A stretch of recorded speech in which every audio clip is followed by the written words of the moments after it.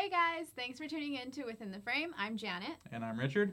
And today we're talking about a whole lot of trailers, news, and then we're having 3 special guests at the very end, so make sure to stay tuned. Yeah, you don't want to miss this, guys. 3 special guests. That's three for the price of 1. Oh my god. So the first thing we're talking about is an AZ film. It's called The Remnants, and a short film by Escape Velocity Films. I got to see it. You got to see it? I got to see it. It was pretty cool. Like, cinematography in it was really great. The dark, the shadows. Gore is awesome. Yeah, a lot of the effects. I was really impressed. Like, I'm a pretty big, not a big horror movie fan, but I'm still, like, I really into especially, like, those, like, cool 80s gore movies. So, like, some of the blood effects, like, really were impressive to me. I mean, I'm not a horror fan, like I've said multiple times, but like it was still like super intriguing. Like I definitely wanted to watch it to the end, see what it was about. So yeah, like props to you guys for making it. If you haven't seen it, we'll link it in our Facebook page for you guys to check it out. Yeah, guys, check it out. And then we also have a review of the ASU Capstone films. These were 2 weeks ago. But we decided to put it off to review it till Janet got here so we could both talk about it because we were both there. Yeah. And, we were both in that situation last, like, semester ago. Yeah. So it's really weird to, like, finally be back there and, like, there's no stress on us. Yeah, I definitely want to point out 3 films that I just thought were amazing. Made me feel all the feels. First off, PCs for Refugees by Ryan Farrell. This is a documentary about 2 guys who basically provide computers for refugees in the entire state of Arizona. And it was such a sweet documentary. Oh, yeah. It honestly almost made me cry. It did make me cry. I'm not even going to lie about that. I think it's like the first documentary I've seen at a capstone screening. Like the past No, I saw another one. Elaine did one, I think 2 semesters ago. Oh, that's right. I missed that one. But yeah. Okay, but the one before that I'd been to, so that's why I hadn't remembered. But yeah. It was really sweet, really like moving stuff. But like I did cry, and it's like it was for such a good cause, and you guys should check it out. You guys should look up PC for Refugees, donate if you can, because they're actually doing something really helpful for the world around us. Yeah. And then another film that was super awesome was Queen by Fernando Padron. What'd you think about that? That one, again, made me cry. Really? I cried a lot that night. So emotional. It was a really sweet movie. It subverted a lot of expectations, and I think that was another one that was really important. It was a story to tell, and it was really well acted. The cinematography was great. Do you want to tell them what it was about? I'll let you tell them what it's about because I'm gonna get emotional talking about it. So it actually blended 2 really important social issues. It was about immigration, and then it was about transgender issues. So a guy who's trying to raise money for his mother to come back to the United States. She was deported. He enters a drag queen competition, and the prize is I don't know, $2,000 or something like that. That's going to be enough to bring his mom back.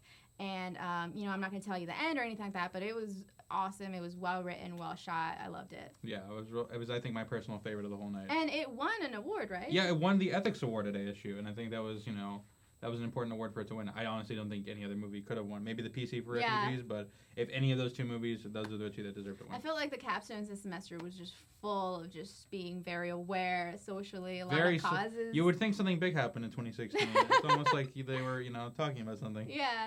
And then the last one that I want to bring up was Telling Lizzie. Remember that one? That one was funny. Definitely did not make me cry. It made me that one made me laugh. Yeah. That one made me laugh. And the story of this one is basically a guy cheats on his girlfriend. No, his fiance cheats on his fiance and has to tell her at her grandmother's birthday party, and her whole family is there. And just the facial interactions by the actor Derek Rushing were so worth it. And he's hilarious. The end joke just made the whole movie. Like that, the entire movie was funny, but that last joke, they get one good punchline right before the credits, and it was just had me like cracking up so much. My sides hurt after that. Yeah, it was so funny. Definitely try to check out those films if you can. I'm pretty sure they're gonna be, going through film festivals because they were that good.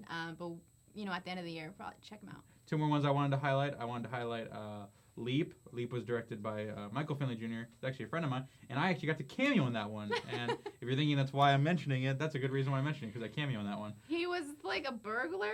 Yeah, right? I'm a burglar, and it's funny because I was wearing an all-black outfit. Swipe or no swiping, he stops. And it's funny is I'm wearing an all-black outfit and a black ski mask, and it was filmed in August, and it was like 120 outside. God. So what you're not seeing is the amount of sweat that's pouring down me at that moment.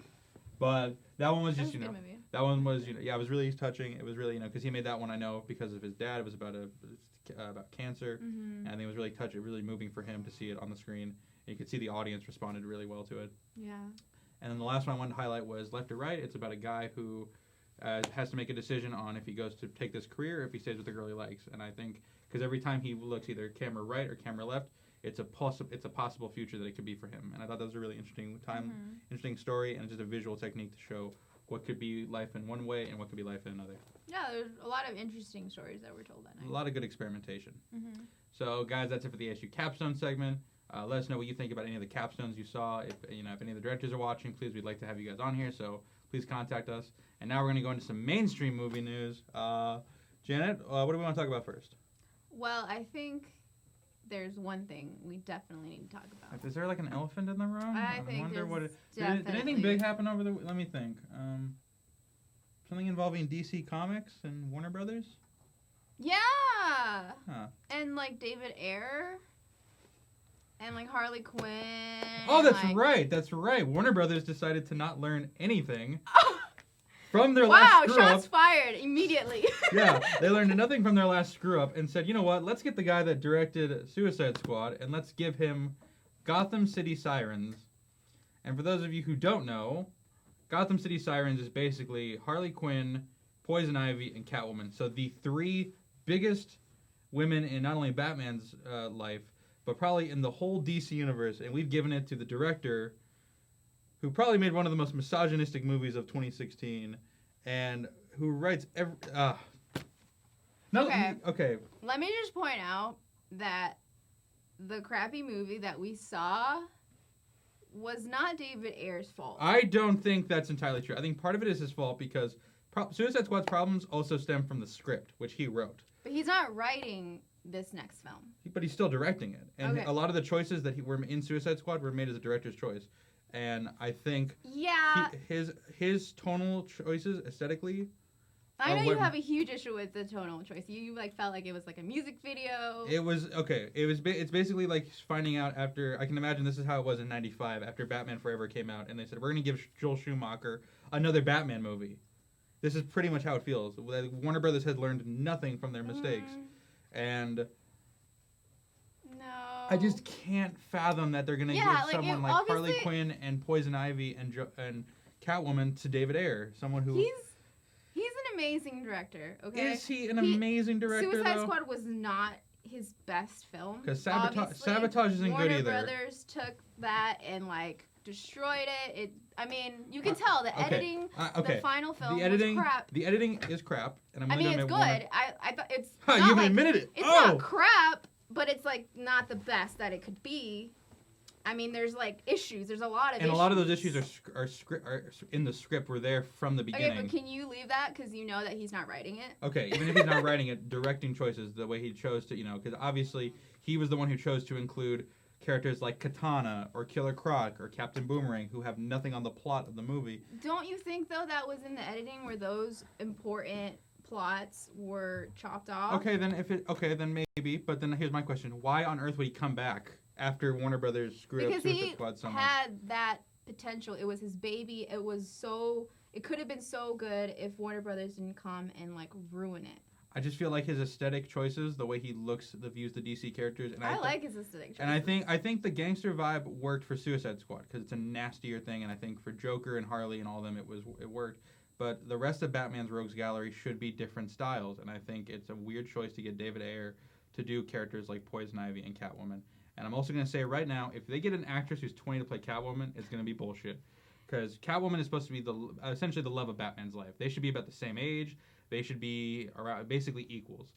And Ben Affleck's 50. He should not have a 20-year-old love interest. Yeah, I agree. Catwoman should be around 50 years old, 40 or 50. And I'm going to say right now, Gretchen Mol or Ava Green for Catwoman. And also, I think it's kind of messed up that they're not having a woman direct this movie. That Gotham City Sirens, there are numerous female directors that we could have gotten for this movie, and we just had a whole discussion about this with the Star Wars films, how female directors aren't given the same opportunity that male directors are. Male director does one independent film, they're given Godzilla and Kong Skull Island. Girl who did Edge of 17, what has she gotten since that movie? Nothing, and that was probably one of the best movies of 2016. I don't know. I'm just really frustrated. I could see it, like, definitely, like, yeah, throw in a female director. It's a whole female cast. It's a, it's a story about these women. But, without that, I feel like David Ayer is still a good choice. It's still, like, this is his opportunity to show that he's gonna make this film great, and I think Warner Brothers is going to learn its lesson to, like, stay out of the editing room. They didn't learn their lesson the last time, though, because... But they saw the results of it. The results were that people went to go see a movie that was bad, and they still... if anything, it's going to enforce the idea that we need to make more movies like Suicide Squad. And what they should have said was we should make more movies like the first Superman movie or The Dark Knight, or even... I don't want to bring up the Marvel comparison, because that's going to light the comment section on fire. But it's like, DC's been very reactionary. It's like, Marvel has had a plan, and they stuck to that plan. DC's like, what are we going to do? Oh, we're going to do a Batman movie. Well, maybe we're not going to do a Batman movie. We're going to do a Harley Quinn movie. Well, they've just throwing things at the wall and seeing what works. They're not sticking to a plan. Marvel is the best. Probably, yeah. I mean, I hate saying this because I love the DC characters, and it's a shame to see them continually, like, they just continue to screw them up repeatedly. Well, we'll see how David Ayer can fix this. Oh, Wonder Woman, please don't suck. Please let Wonder Woman be good. We'll hope. We can only hope. What's the next story? So do you want to talk about Aquaman? Yes, because let's keep talking about more DC stuff.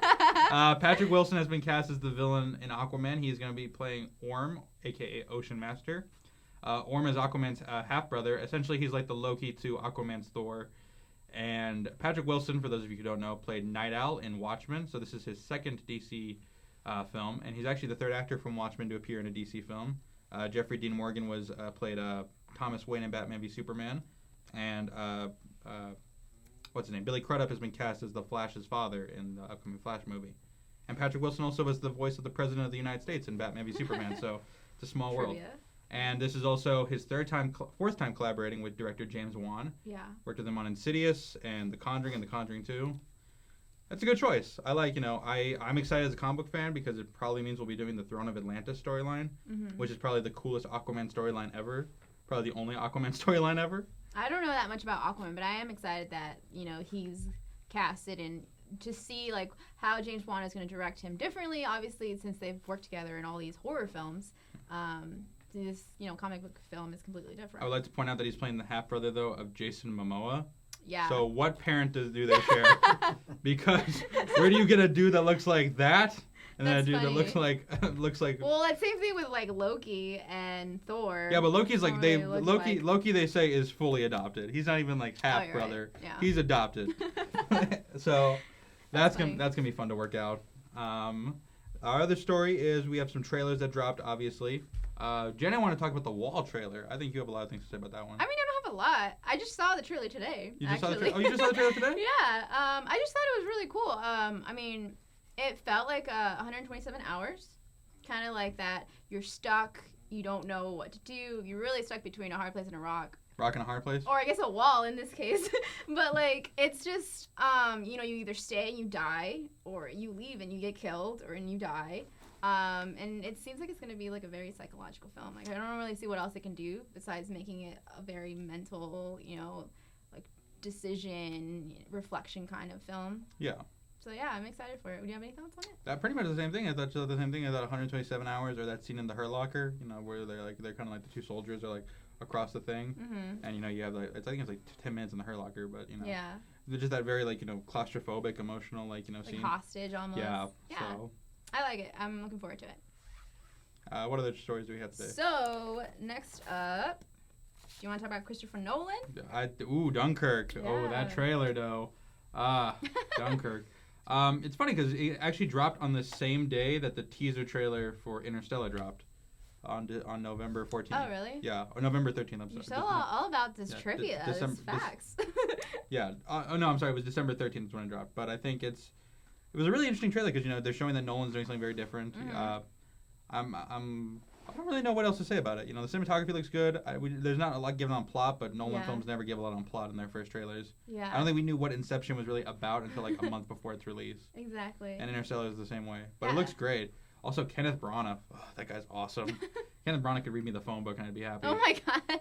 Christopher Nolan's never let me down. So I'm pretty sure this is going to be great. Yeah. And okay, I'm not wrong. I know the dude from One Direction is in this movie, Harry Styles.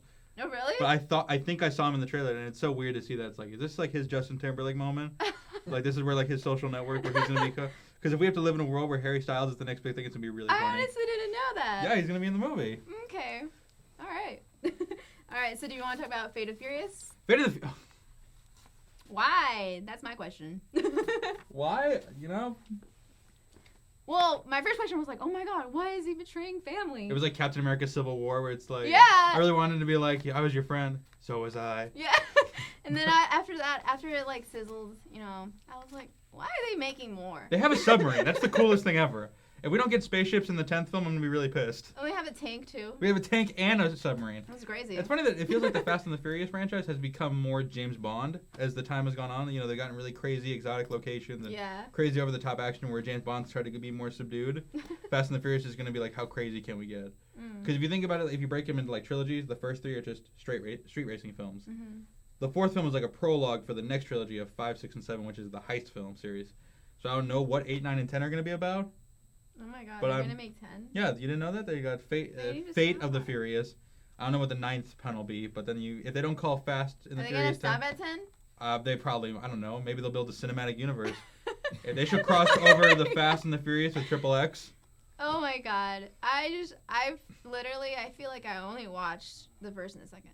Those are the only ones you watched? Yeah. Those aren't even the good ones. I was over it. Everyone knows 6 and 7 are where it's at.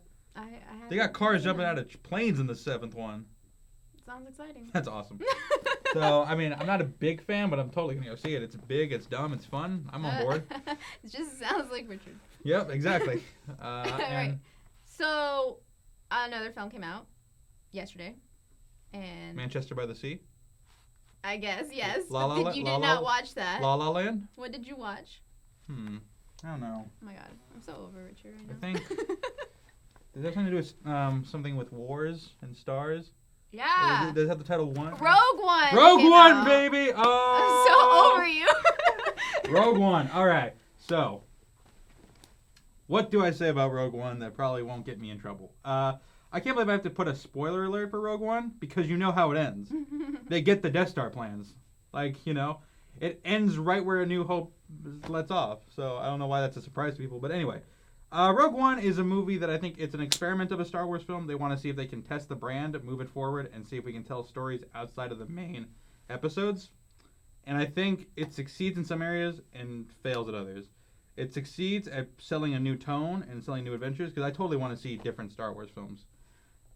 What it doesn't do is it doesn't really make that interesting of a movie. And I think its pacing is all over the place. It's so slow. And its characters are unmemorable. And I think that's its biggest downfall, is the moral things they bring up, and the tie-ins to the episode 4 are really great. But just as a movie on its own, it's just kind of boring. And I'd say it's better than Phantom Menace and Attack of the Clones. But I think Revenge of the Sith is still a better prequel than Rogue One. I will say, though, that the ending, basically from when they go to steal the Death Star plans, are the best thing ever.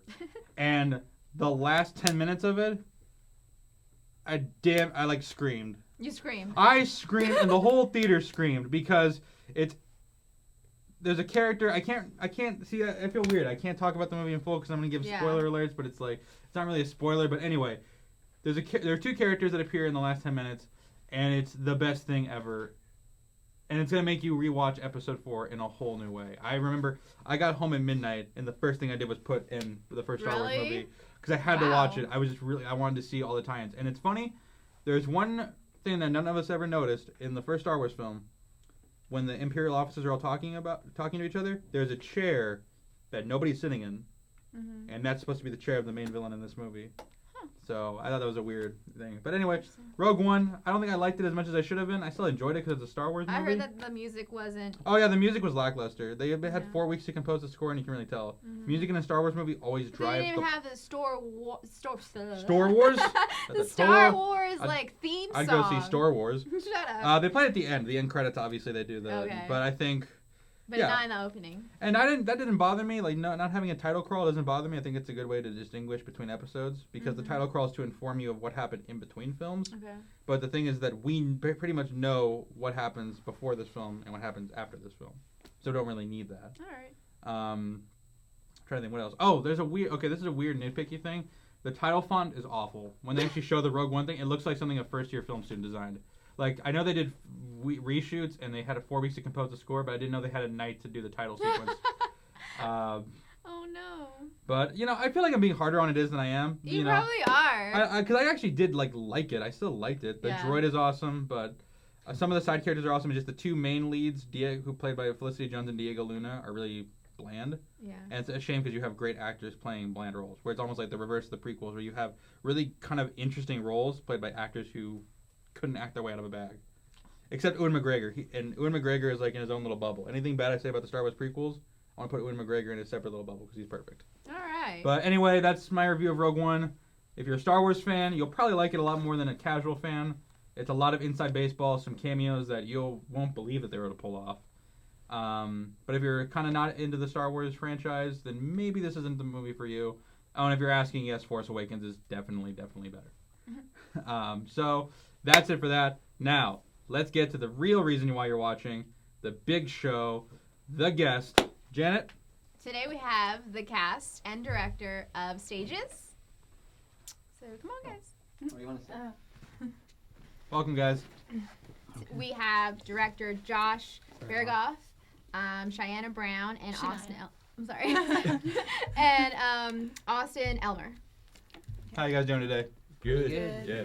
I saw Rogue One just an hour or so ago. Did you like Oh, it? really? I did like it. I mean, I haven't had enough time to really process everything about it, but overall, I enjoyed it. Did you like the ending?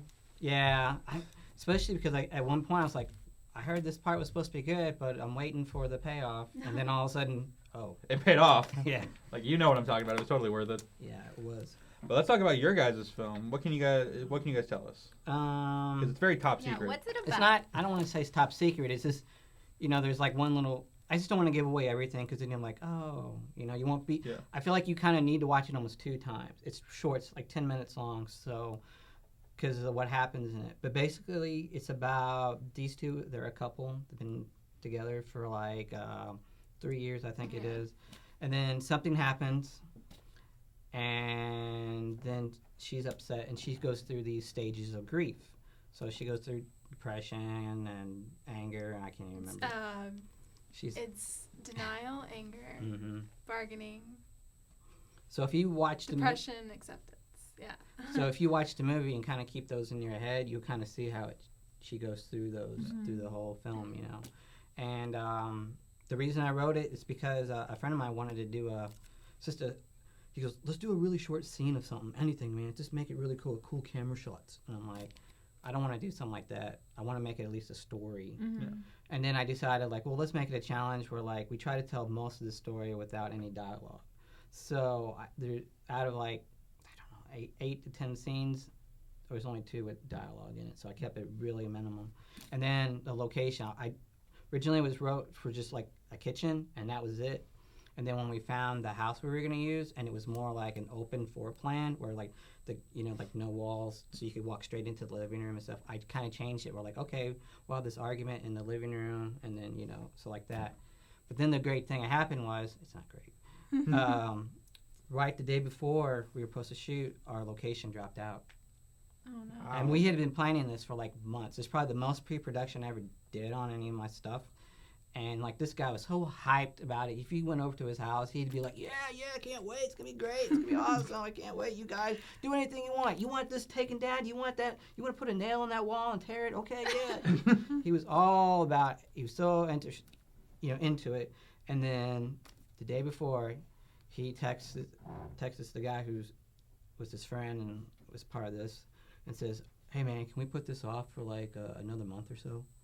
And we're like, dude, we have everybody, asked off. We had this whole weekend to shoot this. It's already set, It's like, what's going on? There's just a couple problems with the house. And that was it. No other explanation. Wouldn't talk anymore. And then, like, another thing we did, we have this rain scene. So we made this rainmaker. It was over at his house. So we had to go and get it. So we're like, hey, we're coming to get this. Okay, I'll put it outside. We went to the house, knocked on the door, because I was like, I want to kind of know, like, what happened, Wouldn't answer the door. But you could see, because we peeked in through the window, that he was watching TV in there. So he just wouldn't answer. He was, like, embarrassed. We decided that like he rents the place, and we feel like something happened between him and the owner, who we actually talked to too. So they knew we were going to film in there, but we think he did something. So, and he was embarrassed about it and wouldn't admit to whatever. So we have not talked to him since, and that was like in June, I think, 'cause that's when we Wow, shot good. this. Yeah. But you guys So- were able to find a replacement. We right? just used one of the other crew Yeah. members because we just went there and like walked around, like, and he was cool with it, and we just changed a little bit here and there. We'd already practiced in there a little bit too, so Oh. it was like we're already familiar with the Yeah, environment.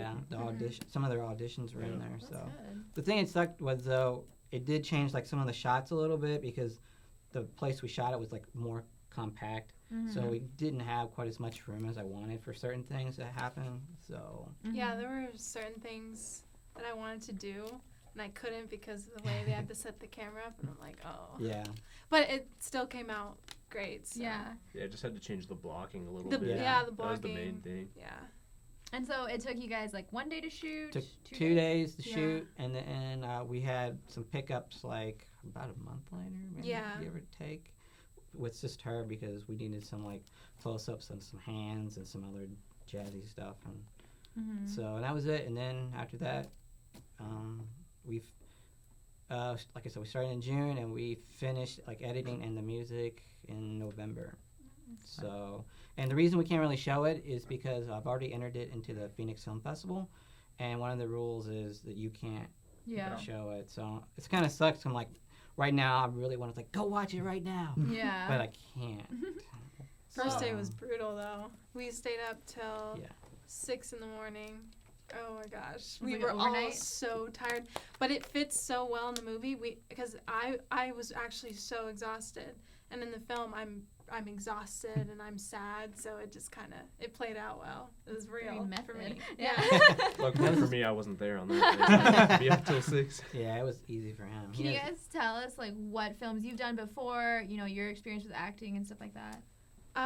Well, I just started acting this year. Started taking some classes, and my first film was actually Oh, yeah. your student film. I was just a feature in it, and then I did his. I was main character, and then I just finished another indie film called Mr. Nobody by Fun Size Productions, and that won't be done for a few more months. But other than that, I'm working on moving to LA right now. So. Nice. I got into acting just a few years ago and stuff, but mostly just done student films, a lot of my own, because I'm actually a film major over at GCU, Grand Canyon. Mm-hmm. And so a lot of that. I did a few short films this summer as well. This was like my first bigger role that I had, so thanks to Josh. And awesome. yeah, so we're actually working on one right now that I'm not actually acting in, but I wrote it, and like it's our capstone film for GCU. Oh, okay. So yeah, that's called Mind Over Matter, by the way. Oh, and nice. just finished production on that, so That's awesome. And it's going to be screening at GCU? probably not. We're looking to, once we finish it, to send it to festivals and stuff. Oh, okay. So Gotcha. yeah. Can you tell us a little about it? Like, what's it about? Or? Yeah, for sure. So it's this guy who has basic telekinesis powers, and he gets fired from his job for getting into stuff he wasn't supposed to, like finding some files. And a lady reaches out to him and is like, "Hey, I need your help because the company he was working for is against people with telekinesis powers, so it's like trying to get those files so that they don't die." Yeah. Yeah. Gotcha. All you Yeah. had to say was telekinesis powers, and I'm already sold. I want to see it right now. But yeah, it was super fun to shoot and stuff. That's So awesome. and we had awesome actors. Cortez Chapel, Nick Wolf, and Sarah Wren were the 3 leads, Mm-hmm. and they were amazing to work with. So That's great. Nice. So for the future of stages, do you guys plan on putting it out online after the Phoenix Film Festival, or? It I just, do. she's like, I don't care what he All my friends are like, I want to see that. I told Yeah. you, you can bring them over to your house. You have your own Oh, personal everyone copy. has lives. Everyone's like, oh, I can't do Or you that. can Just put it go- online. Or you can just go Everyone to wants some, to talk to the internet. thumb these drive days. into a TV and watch it at somebody else's house. You just can't really advertise about No one it. really You know, you does gotta keep that it on anymore. download. They should have came. You should have invited them all that day. I mean, I kept telling you guys, bring anybody you want. People work.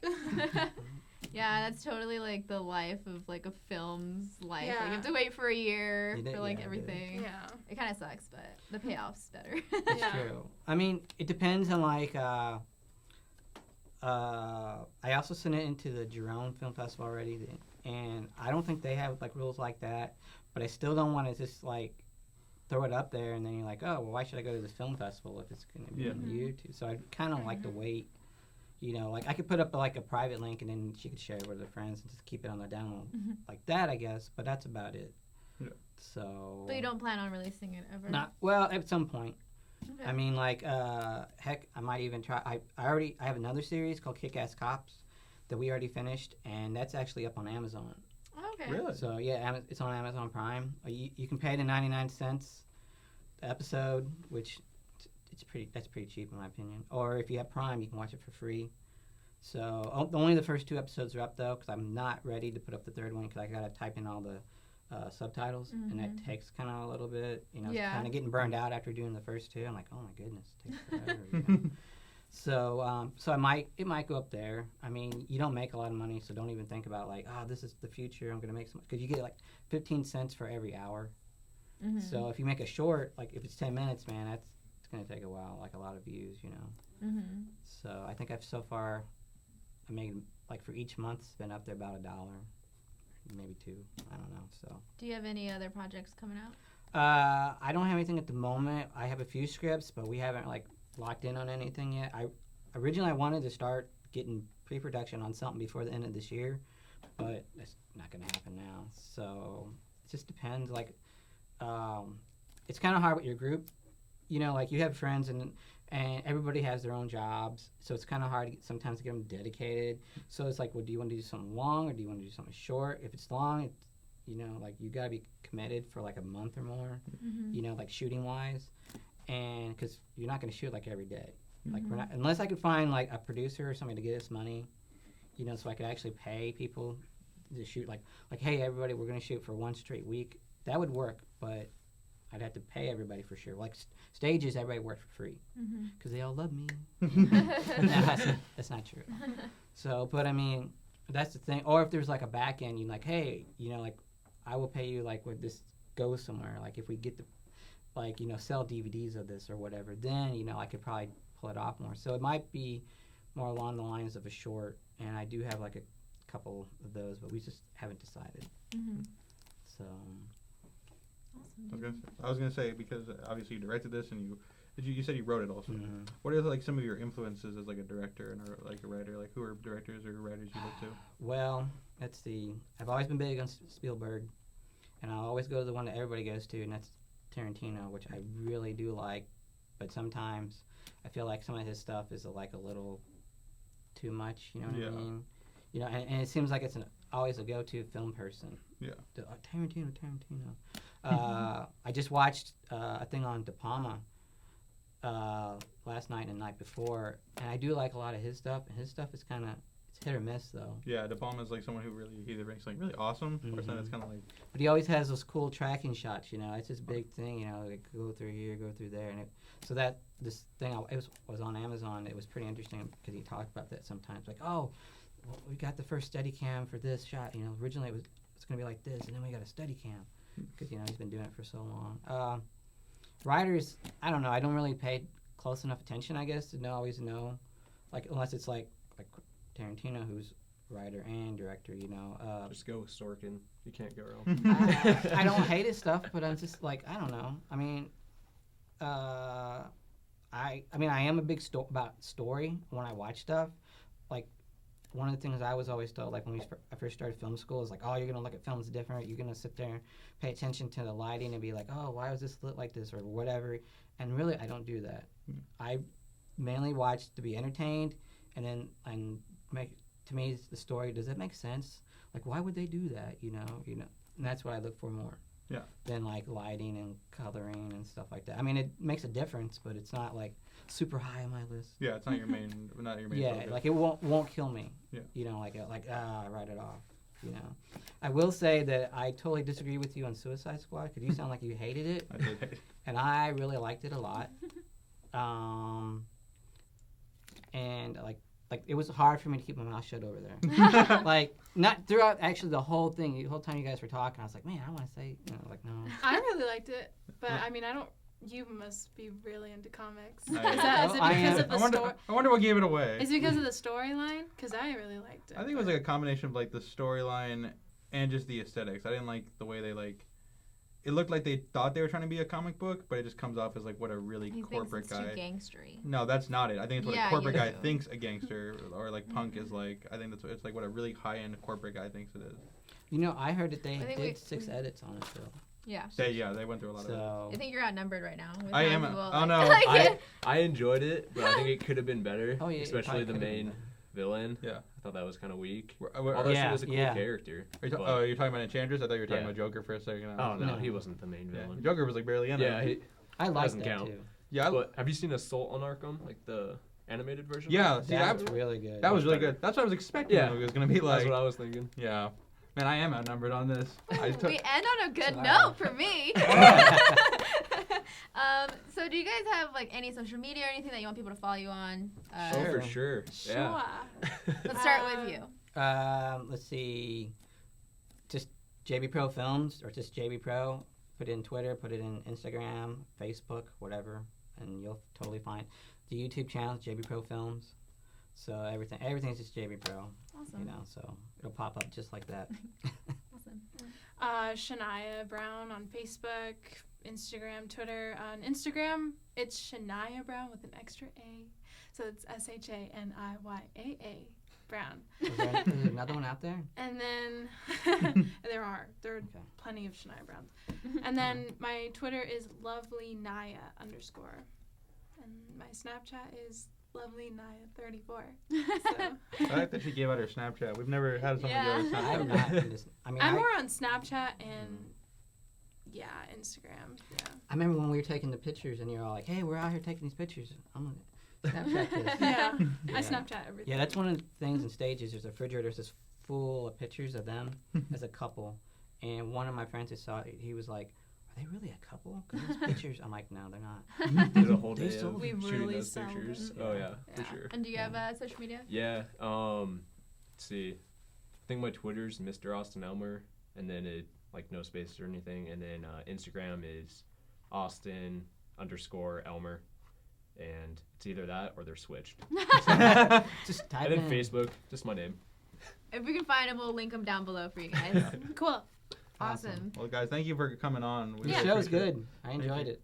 Thank you. Thank you, guys. All right, guys. So make sure to follow them, and if you have any comments, leave them down below, and make sure to check us out every Friday at 4 p.m. Well, actually, this is our last show of 2016. Oh yeah. I'd say so. We won't be here for the Christmas week or the New Year's. Right, but we'll be back in January. Yeah, and we'll have lists of our favorite films of 2016 up on the website. And actually, I guess while we have them here, do you guys have any special films in 2016 you guys wanted to shout out? Oh man, should have told me this earlier. Now my brain's Yeah, I like, can't think. I can't think of anything. I've seen so many. So Yeah. many of good, and I Yeah. can't think of any of them right now. Any no particular ones off the top of your head? No. Arrival, Civil War. Civil War was There's really a ton good. I need to see, Yeah. like Arrival. I know, me too. I was gonna say I want to. No, all the movies I want to see are coming out next year. Mm. So Ah, man, my mind's blank. So. I want to see Sing. It looks so. Okay, I'm not my gonna lie, I sister really- is about that. I want to see Sing. I want to Yeah. see it. It looks so adorable. I want to see Sing. I kind of want to see it. That's like I don't want to admit it because I hated Minions, but it was like that trailer just looks so I get it good. too. So, Kelly. but guys, thank you guys so much for watching. And Janet, where can they find you at? You guys can find me on Instagram at Janet Salas or on my YouTube channel, My Road to Hollywood. And you guys can find me on Instagram and Twitter at RLFink94. Thank you guys for watching and staying within the frame. We will see you in 2017.